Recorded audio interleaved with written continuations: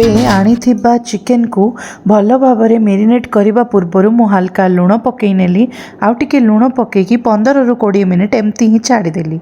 एबे आमर काम कौन कहले एटा को 15 ରୁ 20 मिनिट रेस्ट कला परे आको मेरिनेशन प्रोसेस स्टार्ट करवा। से जो मेरिनेशन रो पानी थिला ताको छाड़ी नेली, जो भी पानी चिकेन रो छाड़िथिला सेटा अदरकारी थिला छाड़ी नेली। एबे अल्प सोरिष तेल पकाइली आउ तापरे मेरिनेशन प्रोसेस स्टार्ट कली। एथिरे बाकी अनेक जिनस पड़ो से गोटे गोटे लिस्ट आउट कर दौची। तो अल्प हलदी नेली हाफ टेबल स्पून लंका गुंड नेली आउ अल्प लुण परवर्ती समय रे पुणी थरे पकाई नेली आउ ताकू भल से मेरिनेट करिकी गोटे 1 घंटा पाई छाड़ी नेबे। किंतु ता पूर्वर अदा रसुण पेस्ट भी एथिरे ऐड करली।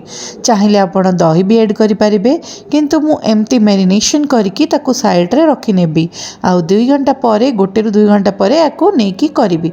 सेतिके भितरे देखंतु आमर पियाज आछि, छोट पियाज आकू भल से काटिकी साइड रे रखी देछि। एटा सबुठु लास्ट दरकार पड़िबो आउ सबू मसला प्रिपेयर कर नौची। से धनिया मु नेली 20 ରୁ 25टा आउ तापरे आमर डालीचीनी नेली एतिकी आउ सिनेमन आउ एटा आमर छोट अंशरे नहीं गली। ये जो अनासी फूल टाइप रो फूलटा अच्छे जाई फूलर ये फूलटा सेटा को अधा नेली आउ गोटे बड़ अलैच अल्प गोटे ही नेबी आउ 2 ରୁ 2ଟା अलैच।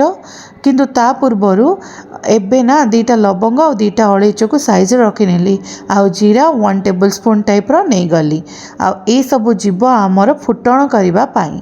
सेति पाई गोटे सुखिला लंका भी प्रस्तुत कली। कढ़ई को अल्प गरम कली, सेतिरे पुणी थरे मस्टर्ड ऑयल बा सोरिष तेल को भल भाव में पकईकी टिके बॉयल करबा स्टार्ट कली। प्रथम रे ही मु चीनी गोटे टेबल स्पून नहीं जाइछि आउ तापरे एई सब प्रस्तुत करथिबा ड्राई खड़ा मसला को पकई नेबी आउ ताकू टिके फुटिबा जाए रखिबी। एबे किंतु जाग्रत हेबे कौन पाई लवंगटा फुटिबो। मु कौन करछि लवंगटा फुटिबो केमती देखेबा पाई एमती रखिछि। आपण चाहिले तार मुंडीटा को टिके भांगिकी पकई पारिबे। आउ एबे दिखंतु पियाज कंचा लंका 2 ରୁ 3टा आउ पियाज नहीं 3टा ରୁ 4टा सब पकेबी आउ पर ना टिके सटे कला परे एथिरे ऐड करिबी गोटे टमाटो आउ गोटे टमाटो 2टा टमाटो पकेबी। टोटल गोटे टमाटो एबे कसिला टाइम रे पकई नेबी आउ अधा टमाटो पूरा कसिबा हे गला परे चिकेन आउ आलू पड़िकी तापर पकेबी। तो सेति पई एटा को अल्प सटे करबा स्टार्ट कली। एथिरे एबे टिके सटे हेला परे अदा रसुण पेस्ट को भी पकई नेबी।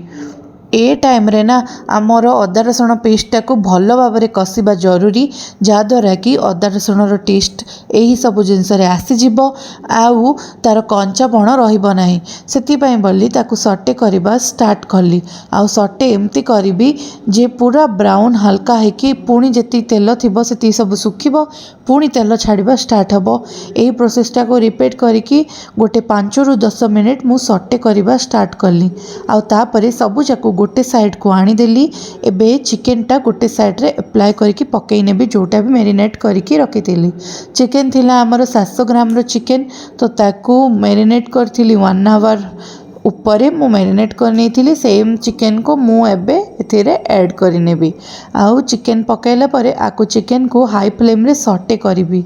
परवर्ती समय रे एथिरे आलू जीवो सेति पई चिकेन को 10 ରୁ 15 मिनिट हाई फ्लेम रे एबे सटे करिकी घोड़े दियंतु, जहाँ द्वारा कि तार सटे रे तार माने कुक हवा स्टार्ट हम। सेटा भी कुकिंगटा आमर ऑलमोस्ट 60 to 70% कुक हम एमती ही। एबे आउ ताकू झोल पाई पानी दबा दरकार नहीं, पानी को अलगा गरम करके दबा। से देखंतु एबे सटे प्रोसीजरटा स्टार्ट करवा। जिते भी तले लागिबो बेस रे बहुत बढ़िया हम। तो अल्प समय घोड़ेला परे देखंतु तेल छाड़िबा अल्प अल्प स्टार्ट हेलानी। से टाइम रे टिके आलू दे दबा। एबे 60% कुक हो जाइछि। से टाइम रे छोट छोट आलू को एमती चांचिकी पील करके रखी नहीं थी आ ताकू एबे दे देली। एबे किछि काम नहीं, अल्प आलू पकेकी 5 मिनिट सटे कला परे ताकू सेतिरे एबे आमे बाकी जिनस ऐड करबा। एही समय रे गोटे टमाटो रखी से टमाटर गोटे खंड को पकाई नेली। भल से बड़ बड़ खंड करछि, छोट खंड कले भी चलिबो, एमती भी टमाटोटा मेल्ट हम। तो से एटा को देखंतु एबे ग्रेवी प्रोसेस स्टार्ट हैला। टिके घोड़े नहीं थी। एबे एथिरे पकाइबी किछि कस्तूरी मेथी ना एबे अल्प पकई नेबी टिके सटे करी। आ परवर्ती समय पूरा लास्ट रे पुणी थे कस्तूरी मेथीटा को एप्लाय करी। तो मुझे आज मीट मसला टी पकई। तो एवरेस्टर यही मीट मसलाटा को 1 टेबल स्पून पूरा भर्ती करके नहीं कौन पाई नहीं ना मेरिनेशन ही मोर चिकेन सब मसला पड़ता एथिरे आउ किछि मसला ऐड कर नथिली से मीट मसलाटा को पूरा लास्ट रे देली। एबे हल्का लंका गुंडर मसलाटा नेली जोटारे कि टिके स्पाइसीनेसटा आसीबो।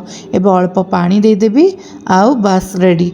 आई पानी एमती देबी जे पानी रे कुक हबो आउ आधा घंटाटे टोटल आमर चिकेन करी बनवा को 1.5 आवर लगे मेरिनेशन पाए अलग 1 आवर लगे एमती करी बनैले ना टेस्ट आसीजिवो। ए टाइम रे ना बहुत करिकी कसिबा जरूरी नहीं ओनली बसई की छाड़ी दियंतु।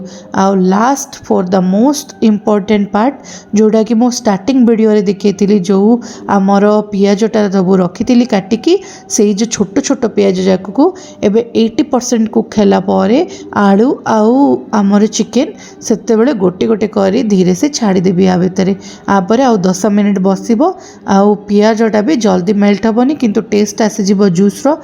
एमती करके खातु केबे जे पियाजर टेस्टा जहाँ को एमती पसंद छोट पियाज को एमती पकई पारे।